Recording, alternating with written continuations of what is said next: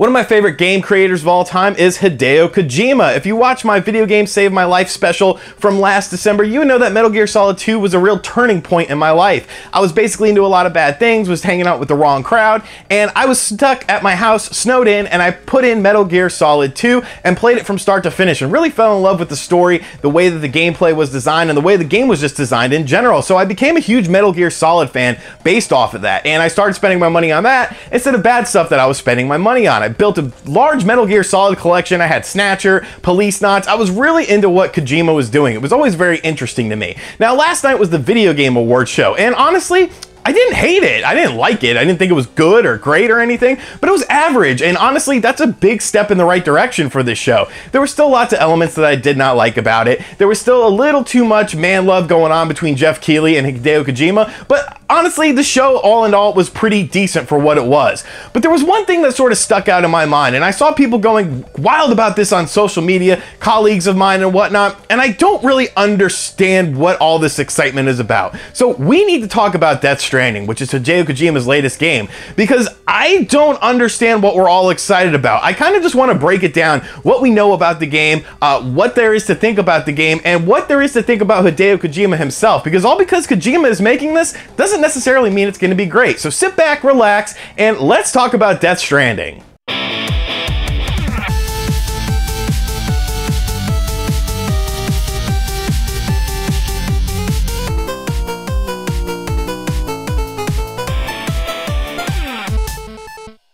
So a couple years back, we got introduced to Death Stranding, and we got this weird trailer that nobody really understood. And you know, there was oils and baby and stuff, and Norman Reedus. Norman Reedus is a big Hollywood actor, and he is sort of the main character in this game. And we saw this Death Stranding teaser trailer, and we're like, oh, okay, this is Kojima's first game, being freed from the clutches of Konami. You know, this could be really interesting. And what we saw was very confusing, honestly. It was very definitely sort of sci-fi Japanese, maybe even a bit of anime influence, not necessarily in the art style, but in the storytelling, because, you know, it was just weird. It was very different. It wasn't very what we're used to seeing, but most people were willing to give it a pass. We saw another trailer that was also a bit more confusing. This time you had like army people, and then there was a baby in a gutter and something. You know, just kind of weird stuff, but once again, you know, the game is still in early development. I didn't really expect to see too much. Now, last night, Hideo Kojima, of course, was a huge guest at the event for the Video Game Awards, so we expected to see Death Stranding, and Jeff Keighley said this is going to be the longest premiere of a trailer that we have ever seen at the event. And then we saw the Death Stranding latest trailer to sort of get what this game is about, and these are some of the highlights. All right, that's a little weird.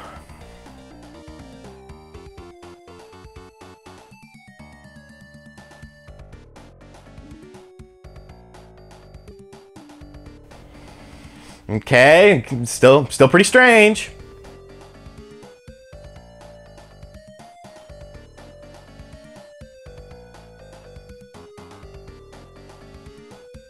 Like, okay.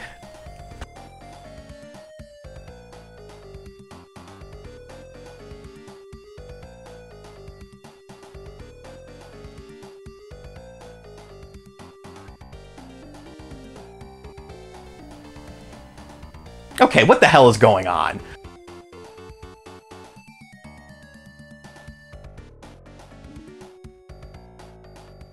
So really, that is what the trailer was all about. It was more mystery, more weird stuff, and a lot of people were excited about it. And they're like, oh, this game's gonna be so great.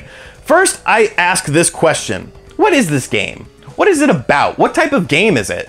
Nobody can really answer me because nobody really knows. You don't know what type of game this is at all. You don't know if it's a first-person shooter, an action-adventure, a Metal Gear style game. You know literally nothing because you have seen no gameplay from it. I understand you might like the art style of the game, which I think looks pretty good, but once again, let's be honest here, folks. That's just CGI, you know? That's just sort of, you know, cinematic shots. It's not really indicative of what you will actually be playing. It's a cutscene from the game. So let's look at this cutscene. You have some sort of invisible creature that seems to be trying to take the baby, and then the baby's inside of Norman Reedus, and then there's this big, you know, character in the background, and then the people get drawn up by their ankles, and the guy's stabbing himself in the stomach. Does this make sense to anyone? Is this any sort of logical thing? I understand being abstract, but it's not really sensical. And if it's not sensical, how can you make sense of it? How can you really derive anything from it? I understand they're trying to paint, a dystopian future, which is what a lot of games are doing. Maybe this baby is like Jesus or something, and he's a savior of the world, and everyone must keep him,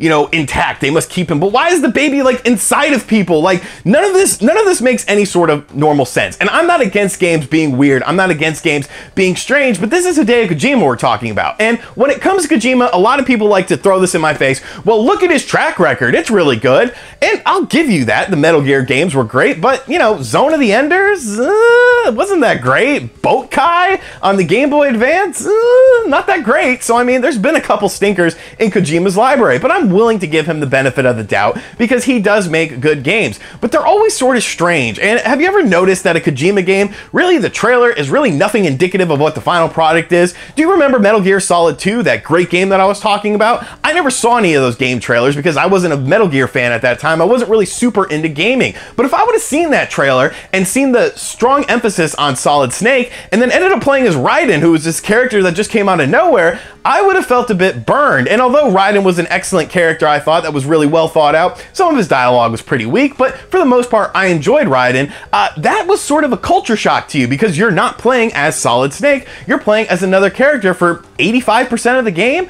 So to really take Kojima's trailers at face value is not very smart to do because he's been known to do crazy things. He's been known to sort of flip the script and, not do what you thought he was going to do. And that's both a good thing and a bad thing. I guess the main point of this video is I just see a lot of people saying that like this game is going to be the greatest thing ever, but we literally know nothing about the game. You literally know nothing about the story aside from these very abstract trailers. And while they may look interesting, that doesn't necessarily mean it's going to be great. You know nothing about the gameplay because for years now, we still not have seen any gameplay from this. And this game is supposed to come out in what, 2019? It's essentially 2018. So this game has a year to come out and we still see no gameplay from it. That's a little bit troubling to me. I want to see what sort of game this is. I'm still sort of excited about the game. I think it could be very interesting, but we don't know anything about it to say that it is interesting or not interesting. It's just there. It's just this weird abstract trailer that we've seen in different sorts of trailers, and we're just supposed to accept it as this greatness, and I'm not willing to do that.